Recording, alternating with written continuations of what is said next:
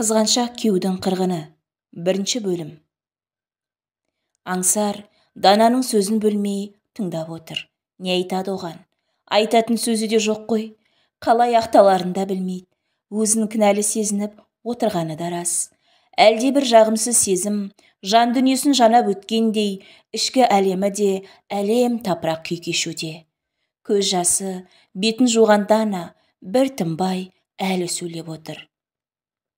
Маған ештеңе керек емес. Қызым Әселді өзіме бер. Басқа ештеңе де сұрамаймын сенен. Менен құтылғанша асыққандай, бір апта өтпей үйленіп алдың. Жағдайдың анық қанығына бармай жатып, маған қара күйеңді жақтың. Сенің сөзіңе басқалар еріп, бәрі мені жазғырды. Әке-шешем тірі болғанда, менің шынымен де жазықсыз екеніме сенетін еді. Ал аға мен жеңгем сенің сөзіңе сенді. Мені балағаттап, үйден қуғандай болды. Барар жер, басар тауым болмады. Жазықсыз екеніме ешкім де сенбеді. Сенен бастап, бәрі мені кінәлады. Маған күйе жағып, жұрт алдында қара бет еткенің үшін сені сотқа беріп, ақтығымды көзіңе шұқып дәлелдегім келді. Бірақ одан келіп кеттер не пайда? Мені сондай жаман ойға қиып, жаныма өшпес жара салған сенің алдыңда ақталғым да келмеді. Мен жайында не ойласаң да өзің біл. Саған деген көңілім сол кезде суыған. Сенен алыс кеткім келеді. Ішінен ине айналмайтын сендей қызыл көзді, бәлеқор, қызғаншақ еркектен құтылғаныма қуандым. Бір жағынан, сол уақытта құрбым Кореяға жұмыспен кететін болды. Бәріне қол сілтеп, мен де кеттім. Жұмыс істеп, аяққа тұрған соң, қызымды өзіме аламын деп ойладым. Қызымнан бас тартқан емеспін ешқашан. Сол уақытта Әселімді өзімен бірге алып кетуге менде мүмкіндік болмады. Баспанам да, жұмысым да жоқ. Көшеде тентіреп қалдым ғой, тентіреп, деген Дана көз жасын саусақтармен сілкіп тастап отыр. Қызым дейсің ба? Сонша уақыт жоқ болғаныңа сені күйеуге тиген болар деп ойлап едім. Қайдағы күйеу? Мен еріккеннен бармадым ол жаққа. Қара жұмыс істедім. Ол жақта қиналғанымды, қызымды сағынғанымды саған айтпай-ақ қояйын. Мені табаларсың. Бірақ Құдайға шүкір, 4 жылда өзім пәтер мен көлік сатып алдым. Онлайн дүкен аштым. Жағдайым жақсы. Қызымды енді көштен қалдырмай, өзім асырай аламын. Маған сенен ештеңе керек емес. Тек қызымды қайтар өзіме. Неге үндемейсің? Немене жүнің жығылып қалыпты ғой. Баяғы ақырған, бақырған батырсымақ аңсардан түк қалмапты. Өзгеріпсің. Өз қателігімді түсіндім. Сенің жазықсыз екеніңді кеш түсіндім. Кешір мені. Кешірім сұрағанда не өзгереді дейсің? Маған енді бәрібір. Сенің түсінген, түсінбегенің керек емес маған. Іштей қиналып жүрмін. Досым Рүстем соңғы демі қалғанша мені күтіп жатты. Менімен сөйлеспей, дем үзілмеді оның. Дананы бекер жазғырдың. Ол саған адал еді. Оны іздеп тауып ал да кешірім сұра.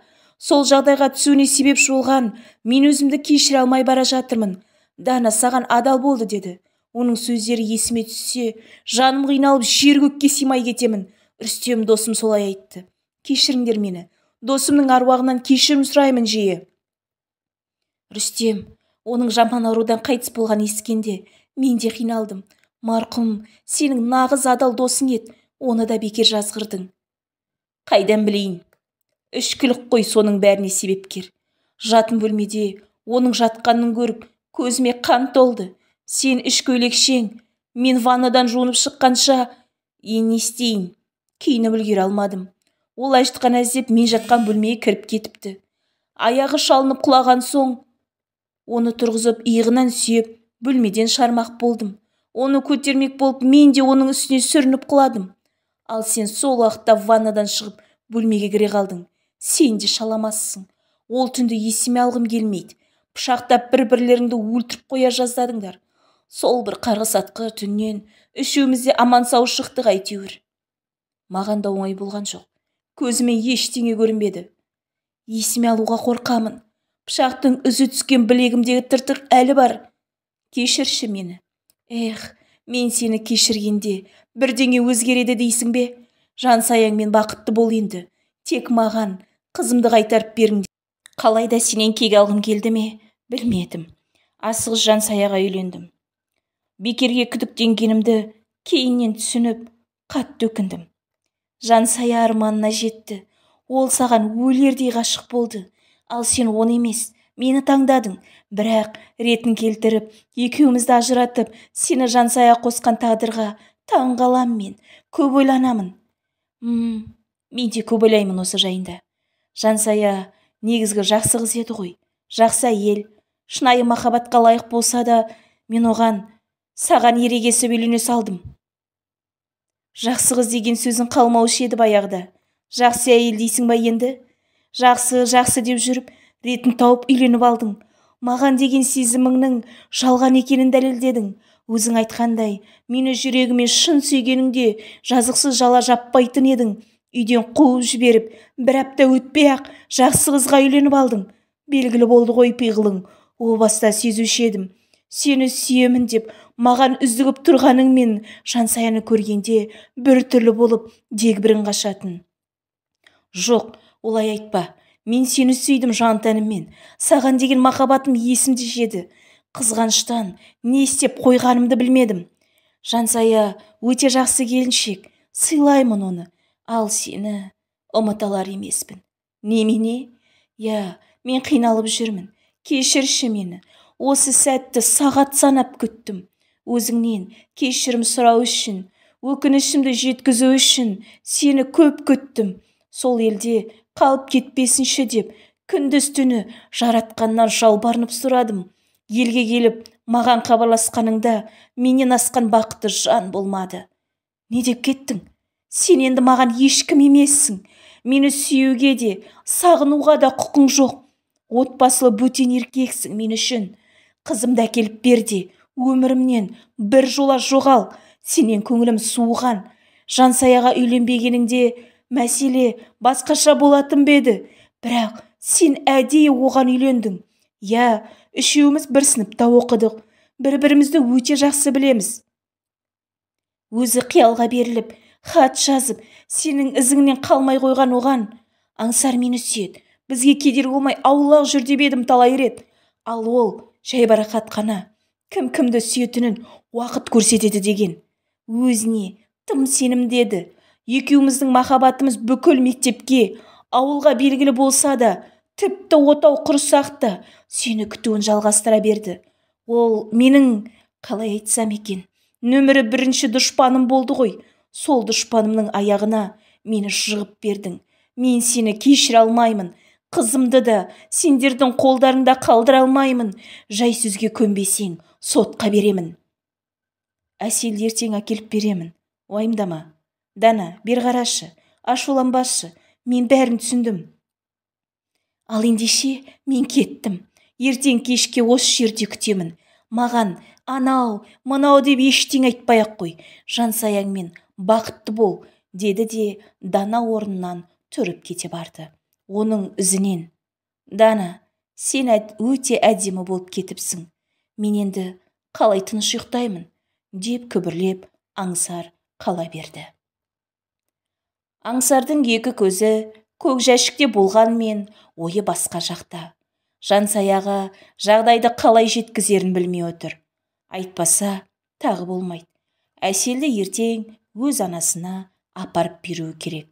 Ал қызы: Анашым, мен де бөпе сияқты ішіңізде осылай доп-домалақ болып жаттым ба?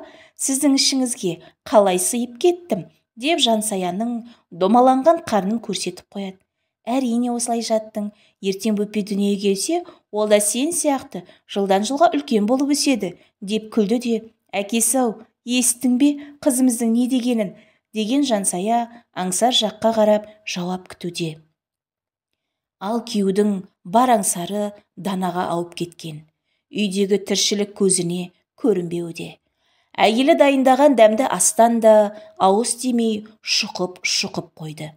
Әдеттегідей қызын еркелетіп, тізесіне отырғызып қойып, балабақшадағы қызықтарын сұрап, әңгімеге де тартпады. Бөпемді осылай көтеріп жүремін, деген Әсел қуыршағын құшағына қысып, әлди айта бастады. Бір кезде: Қызының тәтті тілін қызықтап, жүзі бал-бұл жанған Жансая күйеуіне қарап еді, көңіл күйі түсіп кетті. Оның мынау отырысы тегін емес. Белін таяна орнынан тұрған ол шермеген қарнымен баяу қимылдап дастархан жинауға кірісті. Ойы сан саққа жүгіруде. Дананың келгенін есткен еді. Сол сөзді естігелі мұның да мазасы қашқан. Әйтеуір бір күні бұл тақырып қайта көтерілетінін сезіп, бойын үрей билеп жүрген. Ол ойға шомған күйі ыдыс аяқты жуып, Әселді шомылдырып, ұйықтатып, ертеңгі киетін киімдерді үтіктеп, күйбеңдеп жүре берді. Уақытты соза түскісі бар. Қазір күйеу екеуінің арасында жайсыз әңгіме өрбейтінін сезеді. Ал Аңсар әлі сол орнында тапжылмай отыр. Қолында пульт. Екі көзі теледидарда. Бірақ не көріп отырғанын өзі де білмейді. Құлағым сенде. Айта бер, тыныштық па? Деді. Бір уақытта келіп, күйеуінің жанына жайғасқан Жансая. Мен айтпай-ақ, өзің түсініп отырған секілдісің. Ерте ме, кеш пе, осылай боларын екеуміз де білдік. Дана келді.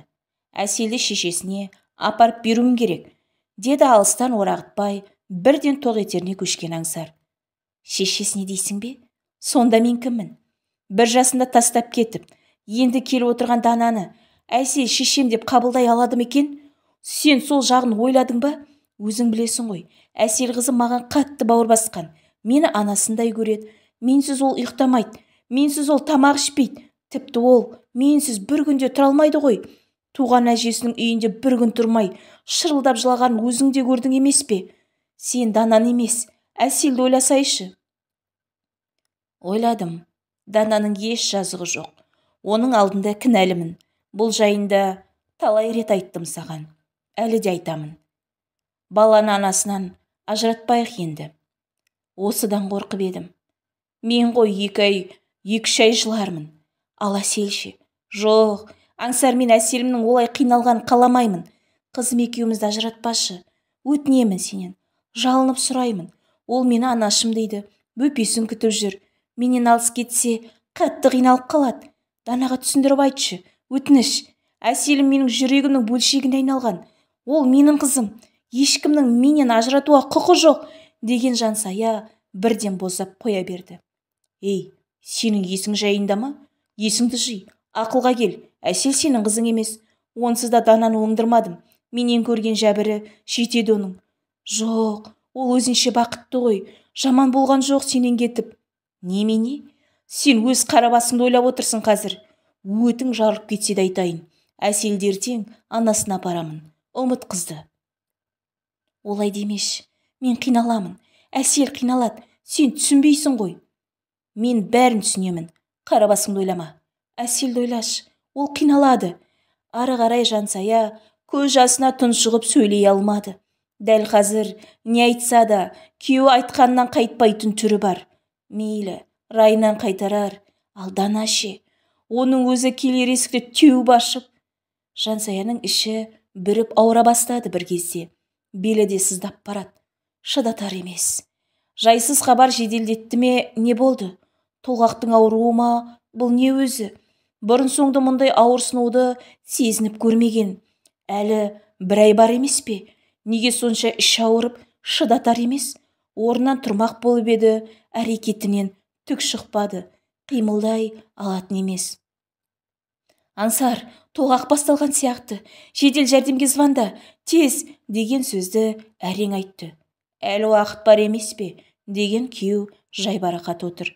Қызы бермеудің амалын жасап жатқан айласы болар деп ойлады. Не істесең де, қандай амал жасасаң да, Әсел сенің қызың емес. Осы жасқа дейін баққаныңа рахмет. Бірақ енді өз арнасына табыстауымыз керек. Дұрыс түсін. Ертең өз перзентің дүниеге келеді. Әселді тез-ақ ұмытасың әлі, деп Аңсар еш шімірікпестен отыра берді. Ал күйеуінің сөздері құлағына алыстан әрең жетіп жатқандай, Жансая шыдатпай, қақсатып жатқан аурумен іштей алысып әлек. Қол созым жерде тұрған телефонын алмақ болып, ұмтыла беріп еді, басы айналып, көзі қарауытты. Сол еңкейген күйі еденге сүріне құлап, бүктетілген күйі жата қалды. Келіншегінің ауыр халіне көз жеткенде ғана Аңсар алас ұрып жедел жәрдемге хабарласты. Жансая бірақ күнде бауырында өсіп келе жатқан қызымен бірге құрсағындағы баласынан да айырыламын деп ойлапты ма? Бұл жағдай оған оңай тиген жоқ. Тосынан басталған жайсыз әңгіме оның түсік тастауына себепші болды. Кеше ғана оның жағдайы басқаша еді, тіптен басқаша еді ғой. Өң мен түстің арасында барынан айырылып қалғаны ма? Бар бақытынан бірде мақұрым болғаны ма? Қалай? Қиын. Күйеудің құшағында жатса да, оның өзгені сүйіп, сол біреуді сағынып жатқанын сезінудің өзі бұл үшін қорлық, азап еді. Бірақ бұл уақыт еншісіне сенді. Дана басқаға тұрмысқа шықса, оны ұмытар деп ойлады. Ортақ баламыз болса, Аңсарының аңсары Данадан өзіне ауар деп сенді. Күйеуінің көңілінен шығу үшін, оның сүю сезімін ояту үшін бұл барынша әрекет етті. Жан-жақты керемет әйел болуға, қандай жағдай болса да күйеуін қолдауға, анау-мынауына көз жұмып қарауға тырысып бақты. Сол әдетімен күйеуін тағы да түсінуге тырысуда. Десе де, күйеуі мұны әйелдікке алғанмен, өз сүйгені жүрегінен алыстата алмапты. Бұл біледі. Данасына ерегесіп, өзіне асығыс үйле салғанын да өте жақсы біледі. Сонда да бұл бақыт деді. Бақытты болды. Міне, шексіз сүйгені үшін ол әселді бауырынан, күйеуін құшағынан босатып, жалғыз өзі қалды. Жалғыз өзі жатыр жылап. Өзіңді де, мені де алдама. Қиналмашы. Менің қасымда жатып, қайта-қайта күрсініп, жүз дөңбекшіп, атартаңды ұйқысыз қарсы алып жатқаныңды күнде көру маған да оңай емес. Данаға бар. Әселге де өз анасына үйреніп кетуі оңай болады. Сен қасында болсаң. Менің қасымда аяушылық танып қана жүрсің. Маған жаның ашымай-ақ қойсын. Бұл бірінші жағдай емес қой. Есіңде ме? Мектепті бітіретін жылы бірде Дана екеуің ұрсып қалып, сен мені кездесуге шақырып едің. Мектеп артындағы қуыстау жерге апарып, менімен сүйіскенің. Менімен сүйісіп, Данадан өшіңді алып едің ғой. Сүйіктімен татуласқан соң, менен кешірім сұрап, тайып тұрдың. Өлсем, сол кезде өліп қалатын едім. Мені уайымдамай-ақ қой.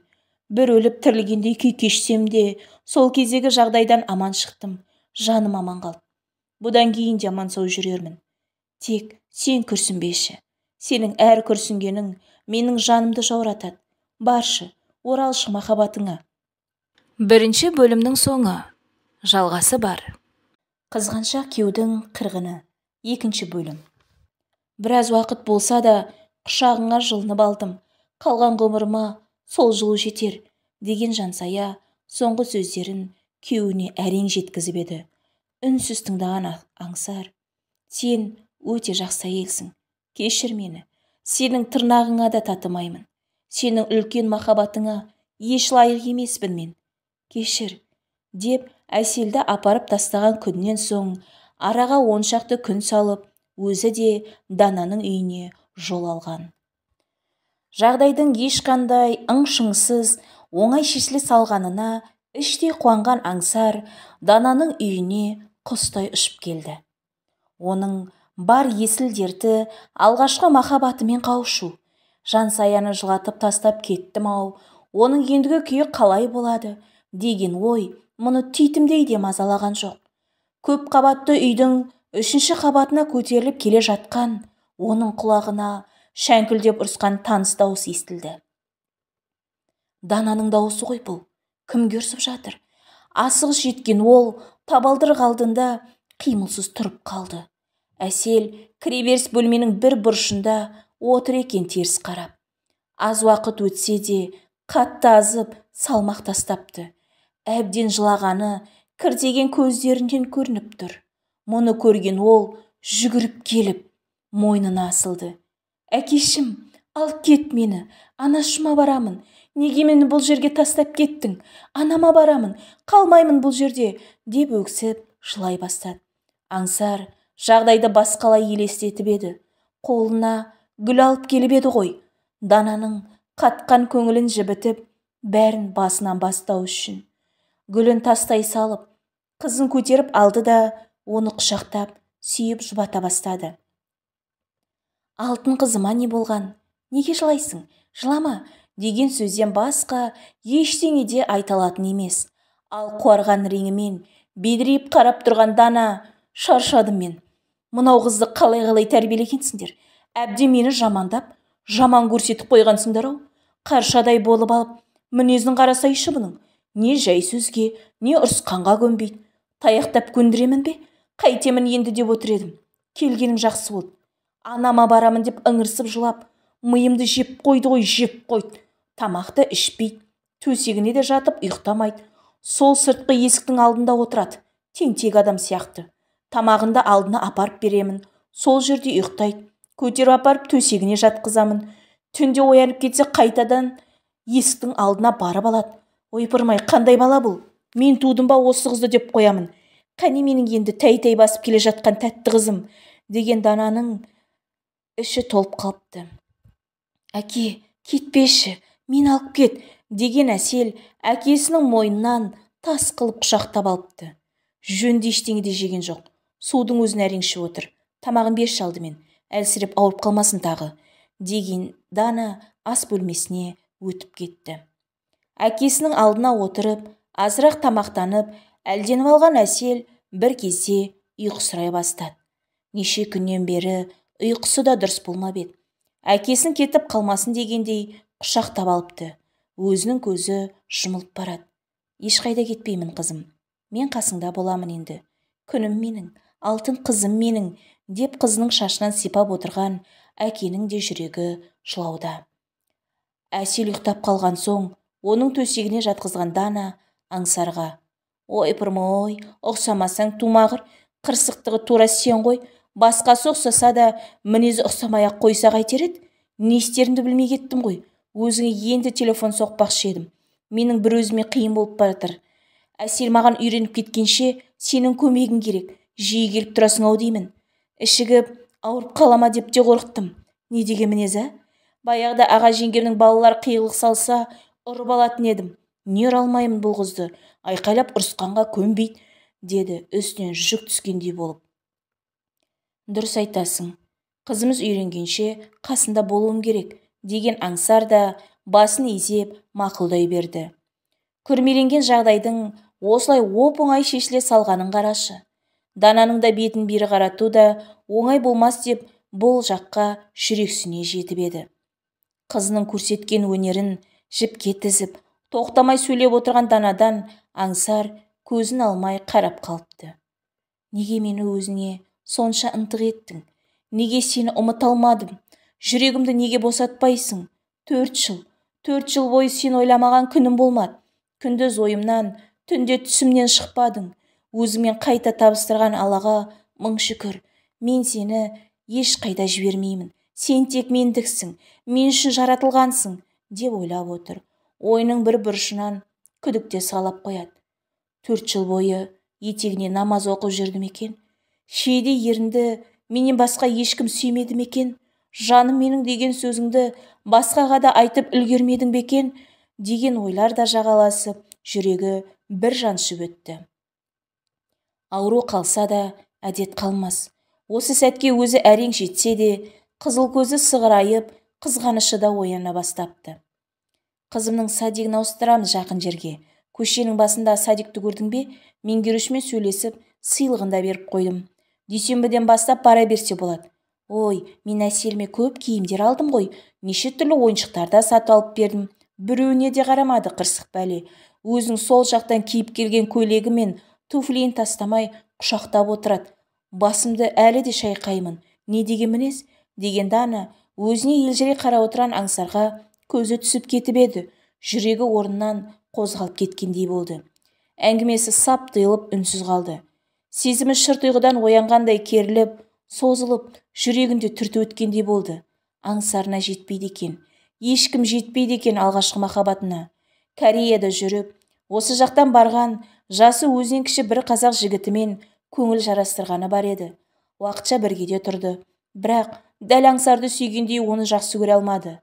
Ол жақта жалғызсырап қиналғандықтан ба, жылы сөйлеген сол бір жігіттің құшағына құлай салған. Сонда да Дана аңсарын аңсайтын, сағынатын. Мынау жігіттің орнына аңсарды елестетіп, көңілін жұбататын.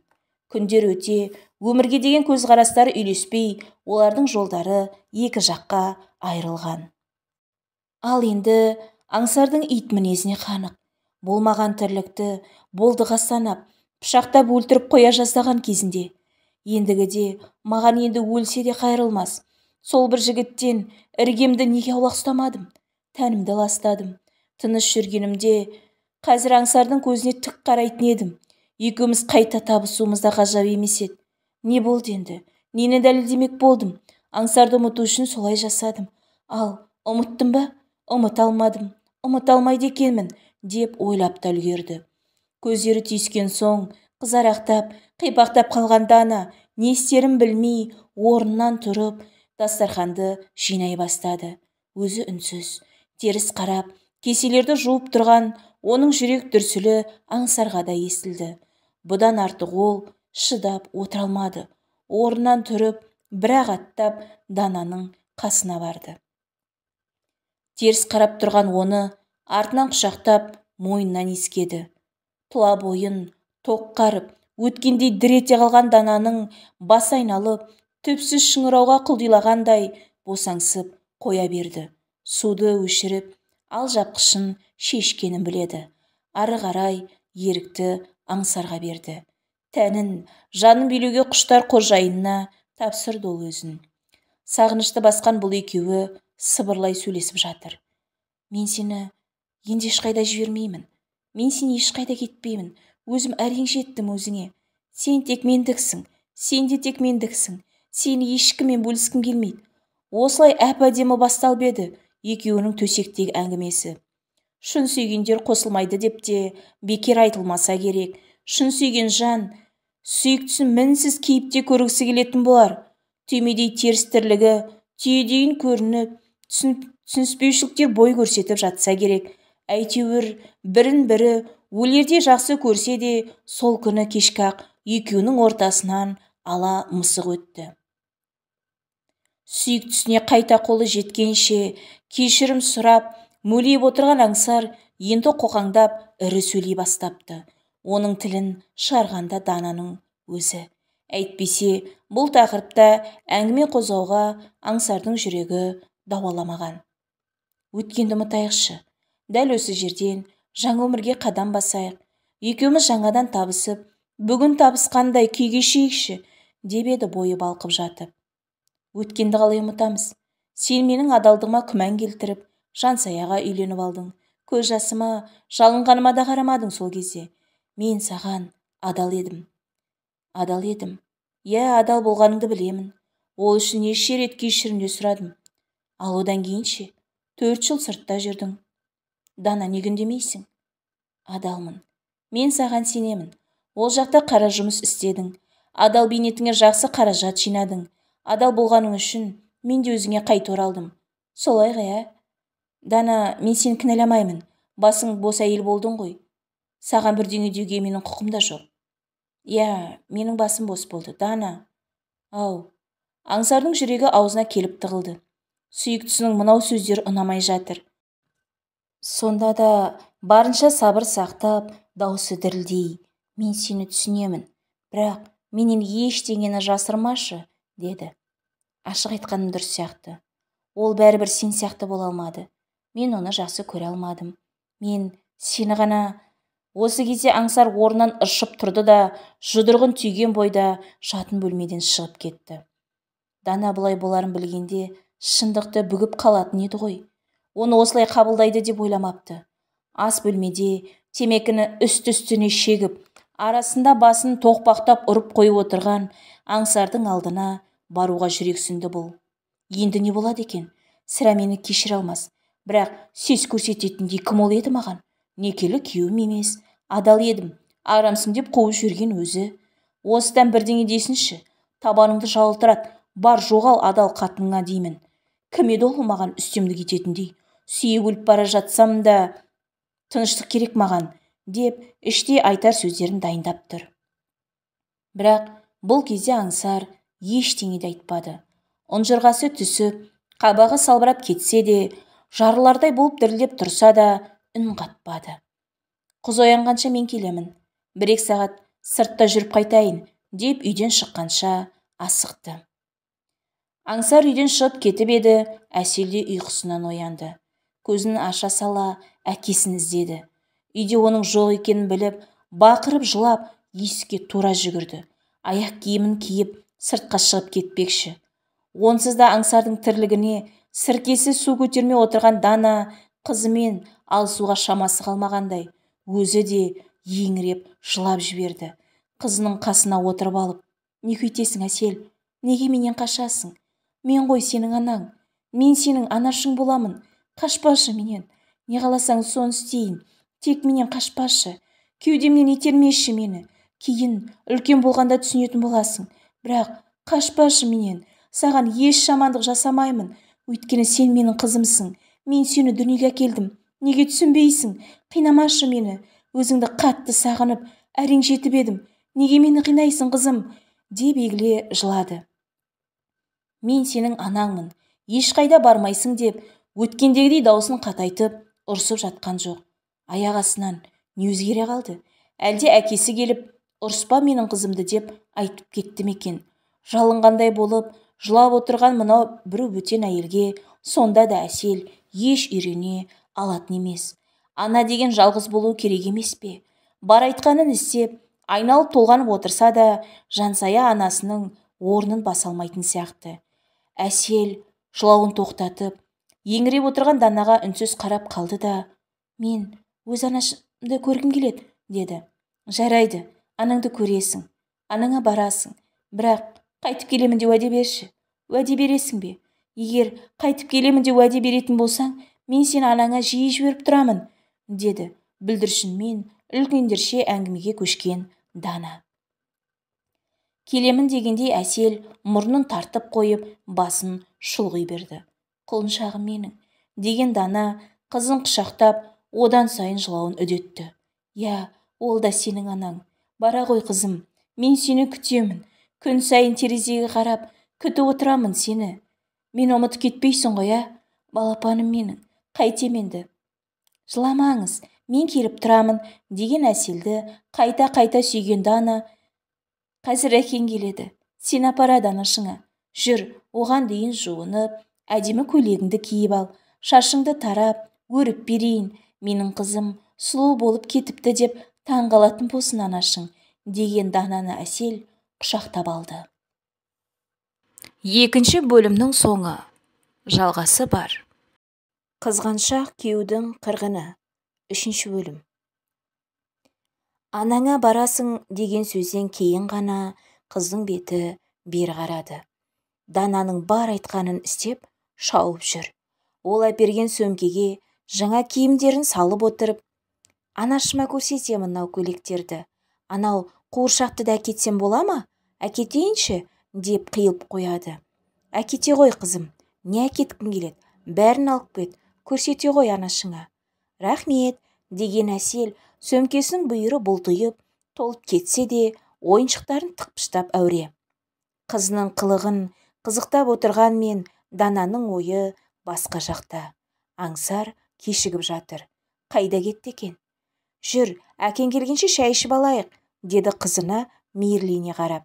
"Я, менің қарным ашты" деген Әселін көтеріп алған ол ас бөлмеге келді. Екеуі асықпай отырып тамақтанып алды. Қызының таңдайы тақылдап қалған сөзшең екен. "Анаңа барасың" дегенге қатты қуанып кетсе керек. Бір тынбай сөйлеп отыр. Сөзінің арасында "Сіздің атыңыз кім болады?" деп қояды. "Менің атым Дана" деп күлімсіреді бұл. "Мен сізді Дана апай деп атаймын." "Дана апай? Дана апай демеші мені. Дана мама деші ең болмағанда" деп ернін бұртиып өтірік өкпелегендей болды. "Дана мама? Мақұл, мен сізді Дана мама деп атаймын. Анашыма барғанда айтамын. Дана мама мені күтіп отыр. Бірге барып, бір күн қонып қайтайықшы" деймін анашыма. "Сіздің үйіңізде бір күн қонамыз, е? деген Әсел ортаға тағы да жансаяны қыстырып қойды. Алғашқы күннен неге осылай сөйлеспеді екен қызымен? Дегеннен, мен сенің анаң боламын, бұдан кейін менімен бірге тұрасың, ол сенің анашың емес, ұмыт оны, деп баланың жанын алыпты ғой. Ымырт үйірле есіктің тарс-тұрс етіп қатты ұрған даусынан Дана селк ете қалды. Әсел де ойыншықтарын тастай салып, қатты дауыстан қорқып, жүгіріп мұның бауырына келіп тығылды. Есікті сындырып жіберердей қатты ұрып жатқан кім болды екен? Дананың тұла бойы түршігіп, төбе қиқасы шымырлап қоя берді. Ол бекер қорықпапты. Келіп тұрған аңсар, удаймас, екі аяғында әрең тұр, көздері қанталап кеткен. Мұның не, ішіп алғансың ба? деген Данаға қарап ол. Сен, деп бірдеңе айтпақ болды да, сөзінің соңын жұтып, тәлтіректеген бойда жуынатын бөлмеге кіріп кетті. Үрпиіп қарап тұрған қызына Дана, сен мультик көріп отыра бер, мен қазір әкеме сөйлесіп алайын, кейін бірге анашыңа барамыз, жарай ма? Осы бөлмеден шықпай тыныш отыр, деп оны басқа бөлмеге кіргізіп, ноутбугінен мультфильм қойып берді. Бір кезде жуынатын бөлмеден тасыр-тұсыр еткен дауыс шықты. Аңсар жуынатын бөлмедегі айна мен басқа да заттарды ұрып, қиратып жатқан сияқты. Ащы судан ұрттап алса, қаны тулап шыға келетін оның мінезін жақсы білет. Сөз тыңдамай, айтқанға көнбей, алдына келгенін таптап, жаншы өтетін тентектігі оянады. Анда-санда бір ұрттасады. Қазір де солай болып тұр. Дана жуынатын бөлменің есігін ашпақ болып, аңсар, саған не болды? Есікті ашшы, деді. Дананың дауысын естіген ол, шамалы үнсіз қалды да, есікті ашты. Айнаны жұдырығымен ұрып сындырған-ау, қолдары қан. Еденде айнаның сынықтары. Неге бұлай еттің? Қолдарың қанып кетіпті ғой. Қазір мен таңып берейін, деген Дананың шашынан уыстап-ұстап, өзіне тартқан аңсар. Қалай екен? Ол қандай екен? Ол саған не істеді? Қане көрсетші, деп мұның киімдерін дар-дар жырта бастады. Қой деймін саған, Әсел шошып қалады. Есіңді жи, деп шыр-шыр еткен мұның сөздерін аңсар құлағына дәлмеді. Оның көз алдынан Дананың өзгенің құшағында жатқан бейнесі кетер емес. Мүмкін саған бұлай жасаған шығар, әлде бұлай ма? деп дөрекі қимылмен сорақ әрекеттерге көшкен ол, Дананы шашынан сүйреп, сол кіребес бөлмеде-ақ әбден тәнін азаптады. Әсел көріп қояды, жүрші жатын бөлмеге, жарайды, бар айтқаныңды жасаймын, тек бұл жерде емес, жібер деймін саған, деген сөздері удаймас еркекке еш әсер етпеді. Дәл қазір онымен ерегесіп, шайқасып, айқайласып ештеңе ұтпасын білген Дана бір кезде алдауға көшті. Тек мынау масқара тірлікті қыз көріп қаймаса шарарды. Ақ тер, көк тер болып, бұл тірлікте өзінен асқан мықты жоқ екенін дәлелдеу үшін бар өнерін салып жатқан аңсарды амал жоқ, бұл да аймалауға көшті. Сен мықтысың, күштісің, кереметсің жаным, деп оның құйындай жүйткіген қалауын сәлде болса саябырсытты. Миына бірдеңе жеткендей шалқасынан түсіп жата қалған оның құшағынан босап шыққан Дана сүйретіліп жүріп, киімдерін киіп алды. Шашын реттеп, Әсел отырған бөлменің есігінен сығалады. Ол мультфильмнің қызығына кіріп кетіпті. Ештеңе байқамағанына шүкір. Кіреберіс бөлмеде жемтігіне тойып, сіңдіре алмай жатқан жыртқыш аңша ырс-ырс етіп, көзі жұмылып, ұйқыға кетіп бара жатқан аңсарға бұл тыжырына қарады. Оның ұйықтап қалғанын күтіп, Дана бергі бөлмеден шықпай отыра берді. Бүкіл тәні ауырып, өзін қор сезінуде. Көзінен мөлт-мөлт етіп тамған тамшылар екеуінің арасындағы байланыстың соңғы нүктесін қоюлатып жатқандай. Үйді басына көтере қорылға көшкенде ғана бұл барып, аңсардың үстін жамылғымен жауып қойды. Содан кейін ғана Әселдің жанына келді сүйретіліп. Анама барамыз ба? деп тағы да әдетіне көшкен оны енді қалай жұбатарын білмеуде. Ертең барамыз, міндетті түрде, ертең өзім ертіп апарамын. Қазір осы жерге жатып ұйықтайықшы деп еді, Әсел жылауға көшті. Қызын құшақтап алған Дана да еңіреп қоя берді. Айналайын, сен қоя тұршы енді. Сен жыламашы. Жаным-ау, қойшы енді. Шамам жоқ. Ауырып тұрмын. Қызым, түсінші мені. Деп сәбимен бірге қосыла жылаған Дана үшін бұл азапты түн болды. Жаны мен тәні қосыла күңіренген, естен кетпес, қорқынышты түн болды. Таң ата Дана тықырлаған дауыстан шошып оянды. Қызын жұбатып отырып, құшақтаған бойда, сол отырған орындарында қисайып жата қалып еді. Екеуі де өксіктерін әрең басып, ұйықтап кетіпті. Әселді оятып жібермейін дегендей орнынан жаймен тұрды.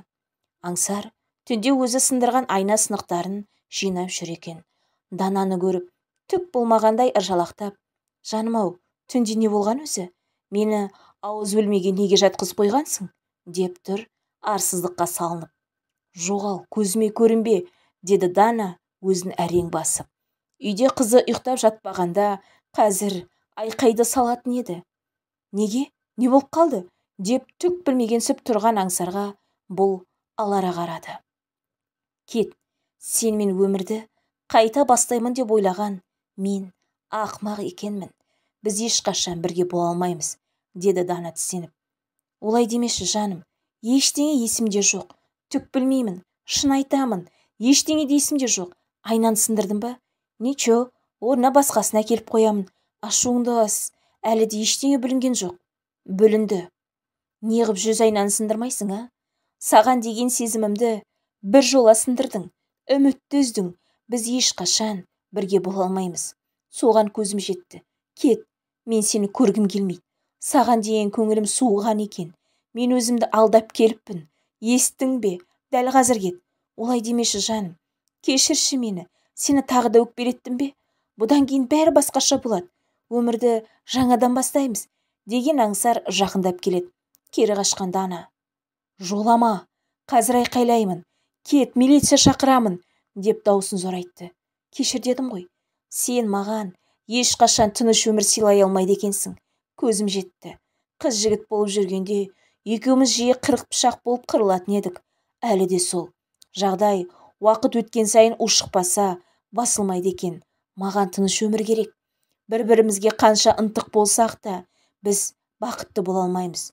О баста үйленбеуіміз керек еді. Біз қателестік. Біз бәрібір бірге бола алмаймыз. Бір күні бір-бірімізді өлтіріп тынбай тұрғанда осы жерден тоқтайық. Мен сенен қорқамын. Естің бе? Қорқамын сенен. Шығып кет үйімнен, деген Дана шыңғырып жіберді. Мен сені сүйемін ғой. Менің мәңгілік махаббатымсың. Сол махаббаттың бір күні мені отына тірідей өртемей тұрғанда осы жерден тоқтайық. Түндегі тірлігіңнен кейін жек көріп кеттім сені. Түріңді де көргім келмейді. Сүйген жанына ешкім ондай қорлық көрсетпес. Сенікі жай өзімшілдік, естің бе? Болды, жетер, осы жерден тоқтайық. Солай ма? Бәрі бітті ме? Деген аңсар біраз уақыт ойға шомып, үнсіз отырды да кетуге жиналды. Ол шығып кеткен соң Дана отыра қалып өкіре жылады. Неге жылап отырғанын өзі де білмейді. Аңсардың кетіп бара жатқаны ма? Неге жылап отыр? Қимайтын сияқты ма? Алыс болса тоңдыратын, жақын болса күйдіретін бұл қандай асау? Тентек махаббат өзі. Аяқ киімін киіп, есіктен шығып бара жатқан ол мұның жан дүниесін қаңыратып, бос қалдырып кеткендей. Екі сезім арпалысып, Дананың жүрегін от пен суға кезек-кезек лақтыруда. Әйел ғой, тілі жылдам. Ашу үстінде тілімен аспанды екі айырып, жерді қақ ортасынан жарып жіберетіндей айбат деді Дана. Аңсар кеткен соң бір уыс болып шөгіп, бейшара халге түсті де қалды. Біледі, ол енді келмейді.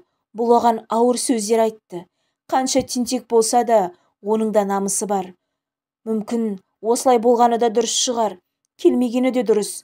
Бекерге бір күні мұны қызғанып, ажалынан бұрын жер жастандырар. Онымен бірге өмір сүру азап екенін білсе де, сезсе де, қимастық сезім бар жүрегінде. Бұдан кейін онымен бірге өмір сүру мүлде мүмкін емес жағдай ғой. Мыжыңдап, мұның өткенін, іс-әрекетімен, ащы сөздерімен қайта-қайта есіне салып, күн бермесі белгілі. Сонда да неге оны қимай отыр?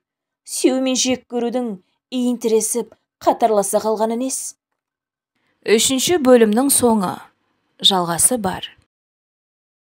Жансая аңсар кеткен соң, киімдермен өзінің ғана заттарын жинап, пәтерден көшіп кетіп еді. Пәтер күйеуінікі ғой. Бұл жаққа енді Дананы көшіріп әкелер деп ойлады. Өзінің жұмысына жақын жерден арзандау времянка жалдап, өмірін ақ-парақтан бастауға кіріскен. Оңай болып жатқан жоқ әрине. Тамағына кептелген өксігі не сыртқа шықпай, не кері кетпей жарылуға шақ қалып жүр. Өзін әрең дегенде қолға алып қыбырлап, тіршілігін жасауда, бар бақытынан бір сәтте айырылып. Айдалада жалғыз қалған оның орнында басқа біреу болғанда жүнжіп жоқ болып кетер ме? Бірақ Жансая шыдамды, шыдайды бұл сынаққа да. Әсел мейлі, өз анасына барды. Уақыт өте үйреніп кетер. Ал аңсар ше, көңіл алданар уақытша ойыншығы болғанына күйзелді. Оның алдында титтей де қадірі болмағанына күйінеді. Ал бұл жан тәнімен сүйді аңсарды. Көк аспанды күйеуінің көзінен көрді. Жердің жәннатын жан-жарының өзінен көрді. Сонда да бағаланбады ақ сезімі. Сезімі қорланды, жүрегі жараланды. Ұмыту үшін уақыт керек. Ескүйдің бір бұрышында ол неден бастарын білмей бүк түсіп жатыр. Бәрін нөлден бастау қандай қиын еді. Шамасы келер ме? Осы кезде телефон дауысы да безілдеп қоя берді. Белгісіз номер, таныс дауыс. Дана ғой, Дана. Орны ыршып тұрған оның қол-аяғы дірілдеп қоя берді. Неге қобалжып кеткенін өзі де білмейді. Телефон нөміріңді көршіңнен сұрадым. Кетіп қалыпсың ғой. Адресіңді айтшы. Әсел сені сағынды. 2-3 күн сағынышын басып қайтсын. 2-3 күн ғой. Әсел, ой жаным сол, деген Жансая мекен жайын айтты. Өзі орнынан тұрып, апыл-ғұпыл үй ішін жинастыра бастады. Жақын маңдағы дүкенге жүгіріп, дастархан қамына кірісті. Бір жігітке ғашық болған сыныптас қыздар бірін-бірі ұнатпайтыны онсыз да белгілі. Өздеріне салса, бірі-бірінің жүзін көргісі жоқ. Бірақ ортада Әсел бар. Қыз тұрғанда бұл екеу әзірше бір-бірінен алыстап кете алмас. Анашым, деп сонадайдан жүгіріп келе жатқан Әселге Жансая құшағын ашты. Екеуі құшақтасып, жылап көрісіп жатыр. Дана тұр, қайқиып теріс қарап, көзіне айналған жасты көрсетпей. Жансаямен салқын ғана амандасып, үйге де кірмей, қайта кетпек болған Дана, жақсы онда, мен кетейін, 3 күннен соң келемін ғой, деді. Үйге кірсейші, шай ішіп кет, деп жалпақтаған Жансаяға қарамады да. Кетіп бара жатып, жарты жолдан қайтқан ол, Жансаяның бетінен сүйген сияқты болып, құлағына Әселге түсіндіріп, ақылыңды айтшы, менің кім екенім түсіндірші. Рахмет саған, деді қызына естіртпей. Жарайды, жақсы, саған да рахмет, деген Жансая басын изей берді. Әсел келіп, түнектен сәулесі жарқ еткенде күйге енген Жансая ыңылдап әндетіп жүр. Қыз аулада ойнап отыр. Бұл кешкі астың қамына кіріскен. Әселдің әкешім келді деп саңқ ете қалған даусына селк еткен мұның қолынан ожауы түсіп кетті. Жер теңселіп барып, орнына келгенде күй кешті. Неге кетіп қалдың? Бажамнан сұрап біліп алдым адресіңді. Неге кетіп қалдың? Деп аулада ойнап отырған қызын көтеріп, үйге кіріп келген аңсарды көрген бұл состиып тұрып қалды. Ал үйдің қожайынындай бөлменің төріне жайғасып алған аңсар, бүгін қандай тамақ, деп қояды. Жансая кейбір әйелдер секілді шап ете қалмайды. Жағадан алып, төсіне шаппайды. Үнсіз жүріп, күйеуіне ас суын берген соң, неге келдің, деді жай ғана. Неге келдің деген нес? Келсем, өз әйелімнің үйіне келдім. Әйелімді алып кетуге келдім, деді ол шайды сораптап отырып. Қалай?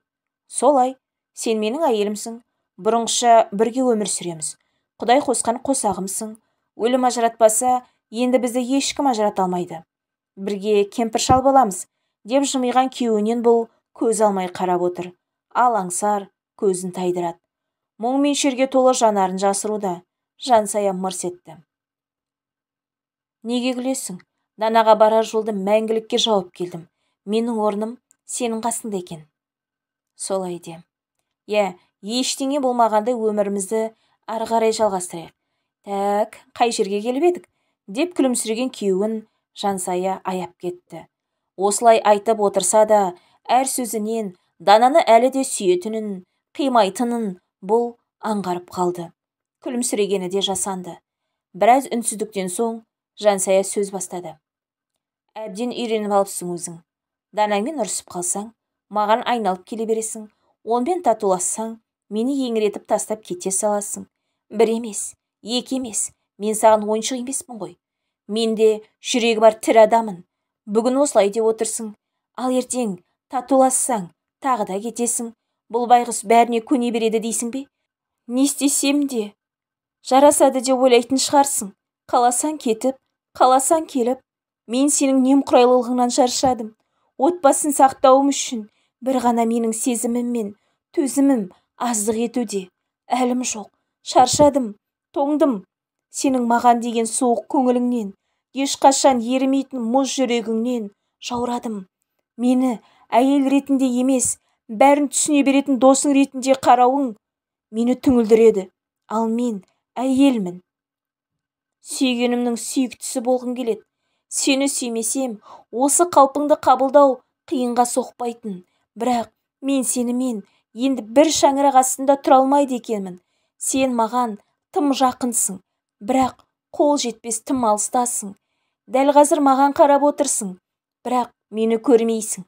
Сен үшін менің орным бос, ойың басқа жақта. Менің сөздерімнің бірін тыңдап, бірін тыңдамай, өз ойыңмен әлексің. Сен үшін мен ешкім емес екенмін. Ешқандай орны жоқ, ешкім болудан шаршадым. Маған жүрегімнен орын бермей, кеудемнен кере теріп жолатар емессің. Мен сенімен бірге өмір сүрсем де жалғыз едім, жалғыз болдым. Ары қарай да жалғыз өмір сүре беремін. Басқа айтар сөзім жоқ. Келме. Не деп кеттің? Не болған сендерге? Екеуіңді келісіп алғандай, дей берген аңсардың сөзін бөлген Жансая. Көрдің бе? Не нәрсе болса да Данамен байланыстырып қоясың. Оның саған не айтқаны дәл қазір осы жерде маңызды емес қой. Неге оны кез келген жерге қыстыра бересің, а? Болды, жетер. Жансая, түсінші, ашуыңды бас. Данамен бір жола байланысымды үзіп келдім. Сен менің әйелімсің. Сен ешқайда жібермеймін. Мен әлі де сенің күйеуіңмін. Мен не айтсам сол болу керек. Айтқанымды тыңдауға міндеттісің. Анау-мынау сөзің тоқтат. Заттарың жинады, үйге оралайық. Не қылып отырмыз бұл жерде? Мен не деймін? Домбырам не дейді? Әлі де түсінбепсің. Бұдан кейін маған бұйрығың жүре қоймас. Мен сенімен ажырасамын. Бізді байланысып тұрған тек ерлі-зайыпты деген сөз ғана. Отбасын сақтап қалу үшін бір менің ғана жүрегімнің оты аздық етуде. Күннен күнге өзіңнің салқындығыңмен жүрегімдегі оттың алауын сөндірудесің. Сен де бір қай-қайдағын айтып бер қарашы. Мен сені осы уақытқа дейін маңдайымнан шерттім бе? Жұмыссыз үйде шалжиып жатпасам, арақ ішпесем, сені аш қалдырмасам, маған не дейсің енді? Бір еркекке лайық өз міндетімді үнсіз атқарып жүрмін ғой. Сол үнсіздігің мені шаршатты. Сен үнсіз өз міндетіңді атқарып жүргенмен ортамызға үлкен қамал қойып қойғансың. Үнсізсің. Біздің арамызда әңгіме де жоқ. Бардым, келдім дегеннен басқа не айта аламыз біз? Мені тыңдар, сенде құлақ та жоқ. Ер әйелдің арасында өрбейтін әдемі әңгіме айтар, сенде тіл жоқ. Маған келгенде соқырдың, мылқаудың кейпін киген әлемі бөлек, бөтенсің. Еріккенің сөзін айтпашы. Не деп кеттің? Түсінсең де, түсінбесең де соңғы сөзім осы. Менің өмірімнен кет. Сені көргім келмейді. Қасыңда жүріп, тоңып кеттім. Сенен алыс кетіп, жылынғым келеді. Аңсар әйелін ұрсып та, бұйырып та, жылы сөйлеп те көндіруге тырысты. Бірақ Жансая алған бетінен қайтпай, отырған орнынан қозғала қоймады. Амалы таусылған еркек бұл үйдің де есігін қатты жауып шығып кетті. Ол кеткен соң көз жасы тоқтамай егілген жансая айдалада жалғыз қалғандай болды. Әселдің шырылдап: «Неге жылай бересіздер? Сіз де жылайсыз, Дана мама да жылайды, әкешім қайда кетті?» деген жыларман халін көргенде ғана еңсесін тіктегендей болды. «Жыламаймын қызым, ешқашан жыламаймын енді», деген жансая Әселді құшақтап сүйе берді. Аңсардың лаулаған махаббатының отына өртеніп кетуден қорыққан Дана мен күйеуінің мұз қарыған аязы жүрегіне тоңып, үсік шалудан қорыққан жансая өз өмірлеріне осылай үкім шығарды. Аңсарға не? Баспанасы, көлігі, жұмысы бар келісте еркек жалғыз қалмас. Көп уақыт өтпей-ақ Аңсар 3-ші рет үйленді. Қалай, кімге үйленді? Ол жағы беймәлім. Әйтеуір шаңырақтарының түтіні түзу түтеп тұр бұл күнде. Дүниелі Данаға кім қызықпас? Аңсар үйленіп кеткен соң ол да сүр бойдақ жігітке тұрмысқа шығып алды. Мінезі жайлы жансая да жерде қалған жоқ. Күндер өте, әйелі қайтыс болған үлкен жастағы жақсы бір ер азаматтың етегінен ұстады. Ал Әсел Дана мамасына үйренді. Мектепке барып жүр бұл күнде. Демалыс күндері жансаяның үйіне барып тұрады. Ара гүлді сүйді, гүл күнді сүйді дегендей, мұндай жағдайлар өмірде баршылық. Шыдаймын, сыртқа сыр алдырмаймын деп өз қалауларын тұншықтырып, отбасы алдында жауапкершілігін сақтап отырған қаншама жандар бар арамызда. Ал сезім сергелденге салған бұл үшеуін тағдар талқысы осылай 3 жаққа лақтырып еді. Бір өкініштен құралса да, үшеуінің де ел қатарлы, тып-тыныш отбасылық өмірлері бар бұл күнде. Әңгіменің соңы.